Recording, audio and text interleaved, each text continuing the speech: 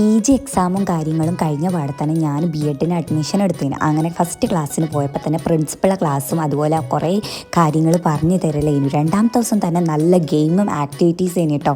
ഇതൊക്കെ സംഭവം അടിപൊളിയാണെങ്കിലും B.Edന് അത്യാവശ്യം നല്ലോണം പഠിക്കാനുണ്ടെന്നുള്ള ഒരു ടെൻഷനായിരുന്നു എനിക്ക് അപ്പോഴും ഉണ്ടായിരുന്നത്. പിന്നാണെങ്കിൽ മെയിനായിട്ട് സെൽഫ് ഇൻട്രൊഡക്ഷൻ ആയിരുന്നു കേട്ടോ. പിന്നെ നമ്മൾ ഓരോ കഴിവുകൾ തെളിയിക്കാൻ വേണ്ടിയിട്ട് നമുക്ക് ഓരോ അവസരങ്ങൾ തന്ന് പിന്നെ ഓരോരുത്തർ പാട്ടും അതേപോലെ ഡാൻസും ഞങ്ങളാകെ ഒരു ഒപ്പന കഴിഞ്ഞു കേട്ടോ.